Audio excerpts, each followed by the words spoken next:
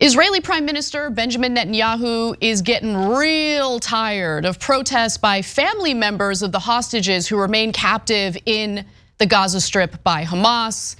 So he actually decided to reach for an oldie but goodie allegation meant to shut naysayers up.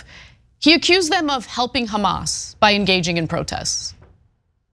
These are Israeli civilians, family members of the hostages who just want their family members back and want Netanyahu to do more to get them back. And because they're an inconvenience for Netanyahu, he is now accusing them of helping Hamas.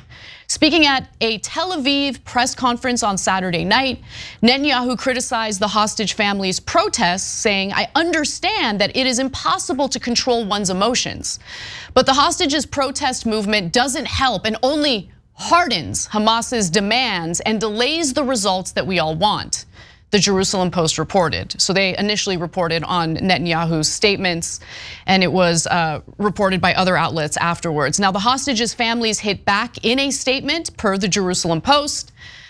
It said that the prime minister should remember that he is an elected official whose job it is to correct the mistakes, a reference to the security failings on October 7th and the terror attacks on Israel by Hamas, not to scold those whose family members were kidnapped. And I wholeheartedly agree with that statement, but wait till you get a load of what a former US intelligence analyst who was later convicted for being a spy on behalf of Israel had to say about the protesters, about the family members of the hostages.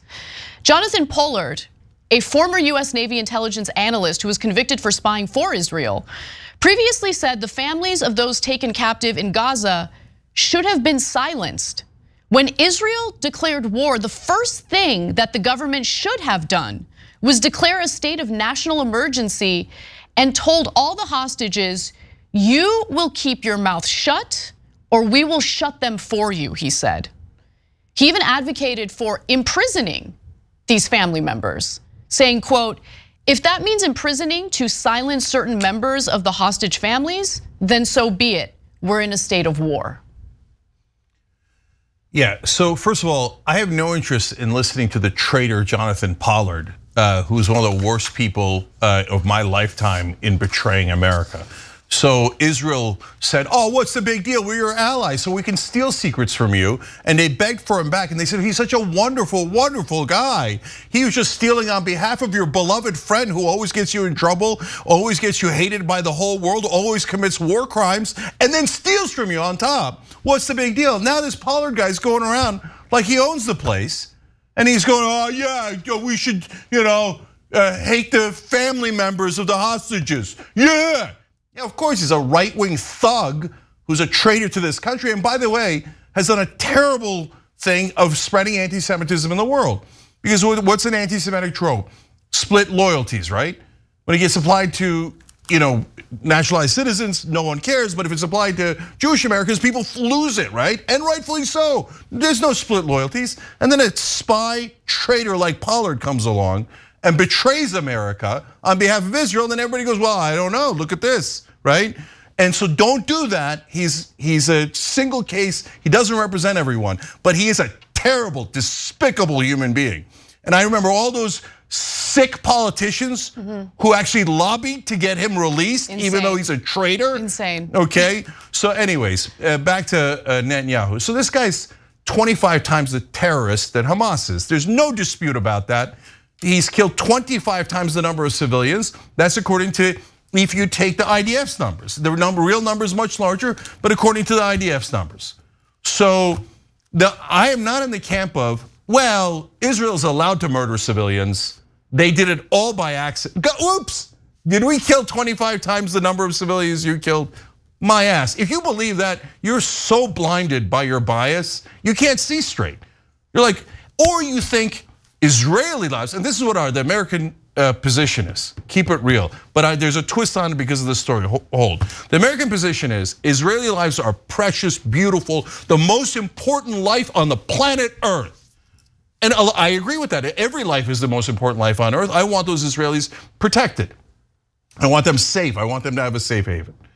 But when we turn to the Palestinians, all of a sudden, double standards. I say Palestinian lives are just as precious as Israeli lives. They say, no way, murder them, murder them, murder them. Kill 25 times as many Palestinians, no one cares.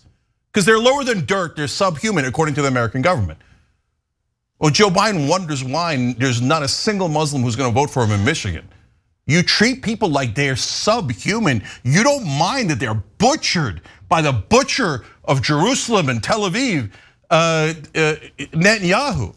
An awful terrorist. And now he says, I don't even care about Israeli lives. Remember, they shot 3 Israeli hostages already, waving a white flag. They're like, who cares? Shoot everyone in Gaza. You see someone that's a guy in the street, murder him, right? Oh, oops, I'm sorry, it was an accident. It was an accident. They just happened to kill every shirtless guy, every guy waving a white flag. We showed an Israeli hostage and a Palestinian hostage, murdered by the IDF on orders from Benjamin Netanyahu. And now he says, well, I don't even care here, I'll say it because there's no consequences. I don't care about the hostages. In fact, I blame the hostage families. It's your fault. How dare you complain that they took hostages and I'm just murdering their civilians, not even trying to get the hostages back. So there is understandably a lot of anger in Israel, among the civilian population in Israel over what happened on October 7th, both anger and then fear for the future because their security was violated. They're worried that it'll be violated again. They don't want to lose other friends, family members, totally understandable. And that fear, and we experienced it here in the United States, that same fear that we experienced after 9/11 makes you honestly very vulnerable to strong men who want to consolidate more power for themselves and commit terrible, brutal acts, sometimes war crimes in other countries. And certainly what we're seeing in Gaza right now, tons of war crimes that we talk about on a regular basis. What I'm trying to get people to understand is that when you start to allow your government to dehumanize others and use ridiculous allegations to deflect from the responsibility they should be taking for the potential war crimes they're committing, you have to consider that that treatment of others will eventually turn into the treatment that you're gonna deal with by your own government.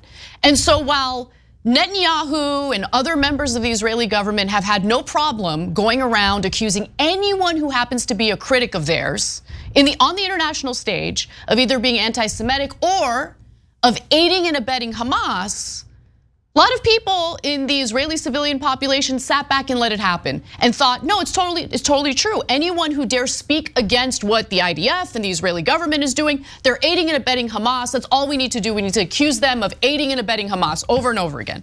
Well, now you have Benjamin Netanyahu pointing fingers at the family members of the hostages, people who are suffering something that I can't even imagine.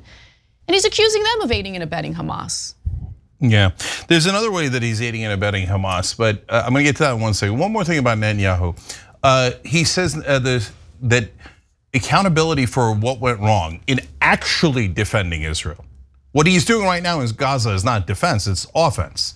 He's butchering people to send a message or whatever, but he's barely gotten any Hamas fighters. Can't point to any. They claim that they killed 9,000 out of the 27,000 dead. That's 2/3 civilians according to their own claims, but they haven't shown any evidence of 9,000 dead. They barely got into the tunnels at all. This operation has been a miserable failure, has not returned 1 hostage, has killed 3 hostages. Okay, so they're over, none. They did a peace deal, a ceasefire deal to get the hostages back. The war didn't help at all. They haven't found a single hostage, total miserable failure. They asked for accountability. He says, no, right after the war. Okay, when's the war going to be over? He says, after we get total victory. Which is honestly. Okay, so that's an impossible standard, It right? is, especially when you consider how this brutal assault on ordinary Palestinian civilians, all of these deaths of Palestinian civilians is leading to increased support for Hamas. Yeah, both in Gaza and the West Bank, because I mean, again, I don't feel like I don't have to keep repeating this, but I'm gonna repeat it, I guess. Losing your entire family will radicalize you. It's just normal human nature. No, eventually, after you've murdered enough of them, the Palestinians will magically love Jews and Israel. They'll be like, oh my God, I didn't know. Oh, thank you for murdering my grandmother and my 2 kids. I now love you. Okay, and then the total victory, total victory. Even according to the IDF numbers, they say they killed 9,000 Hamas, there's at least 30,000 more. So how are you gonna kill the other 30,000 that you couldn't even come close to, according to your numbers? Total victory, years and years and years and years later. So he can stay when in Netanyahu power. can be king and stay in power for the rest of his life.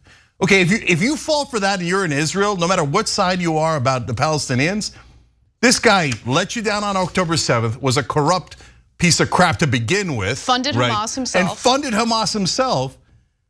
And you're gonna buy his load of crap about, oh yeah, wait till the war is over, except it's never gonna be over. And you think you're ever gonna have peace and security in Israel when Netanyahu says, basically confesses that he wants permanent war. He says, I'm never gonna give the Palestinians a state, and we're gonna go with this war until there's quote unquote total victory.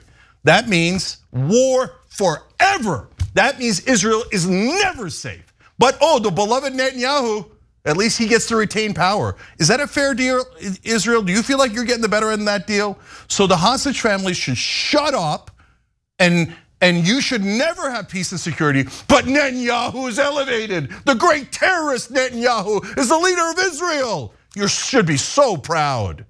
25 times the terrorist Hamas is. That's a fact, Young Turks. If you enjoyed this video, that's because of our members. They make us independent, they make us strong, and they make us honest. Become a member today by hitting the join button below.